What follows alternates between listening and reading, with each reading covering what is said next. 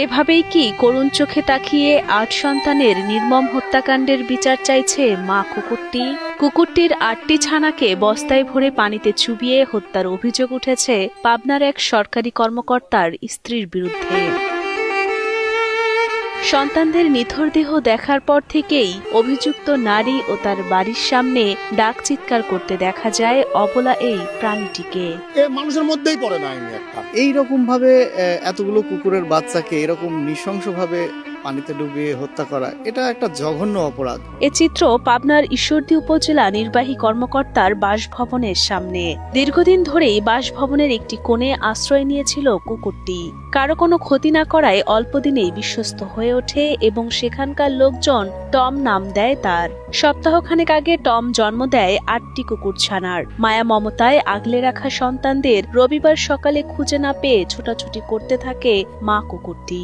তার ছোটাছুটি দেখে স্থানীয়রাও খুঁজতে থাকে ৮ কুকুর ছানাকে। পরদিন পাশের এক পুকুরে ছানাগুলোকে বস্তাবন্দিভাবে মৃত অবস্থায় পাওয়া যায়। পরবর্তীতে জানা যায় কুকুর ছানাগুলোকে বস্তাবন্দি করে পুকুরের পানিতে ফেলে দিয়েছেন উপজেলা পল্লী উন্নয়ন ও সমবায় বিভাগের ক্ষুদ্র কৃষক উন্নয়ন ফাউন্ডেশনের কর্মকর্তা হাসানুর রহমান নয়নের স্ত্রী। ঘটনাটি জানাজানি হলে এলাকা জুড়ে সৃষ্টি হয় তীব্র ক্ষোভ ও শোকের। অবলা প্রাণীর প্রতি এমন পৈশাচিক আচরণে হতবাক সবাই।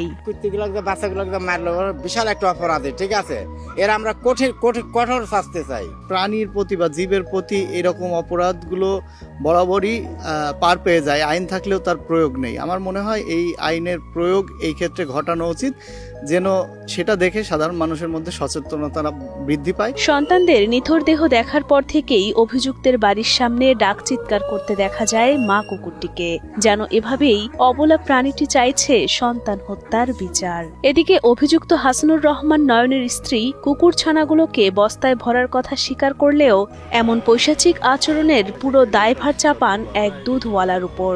ইচ্ছাকৃতভাবে তিনি এমনটি করেননি বলেও দাবি তার। আমি একটা মুরগির বাচ্চা কোনোদিন ধরিনি। পাশে দুধ দিতে আসেন, উনি বললো যে মা তুমি এখানে বাচ্চা এইভাবেই করলে তোমার এরা তো এখানেই ৮টা বাচ্চা যদি ঘোরাফেরা করে তোমার জন্য অনেক পেইনফুল হয়ে যাবে, তুমি এটা নিয়ে পাশে কোথাও রেখে আসো যাতে তোমার বাচ্চাদের কোনো ক্ষতি না হয়।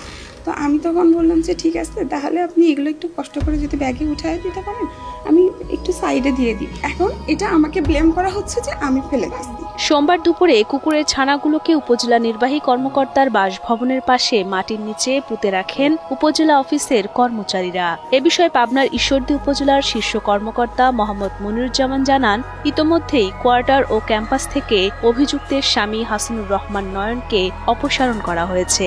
আসলে দুঃখজনক ঘটনা।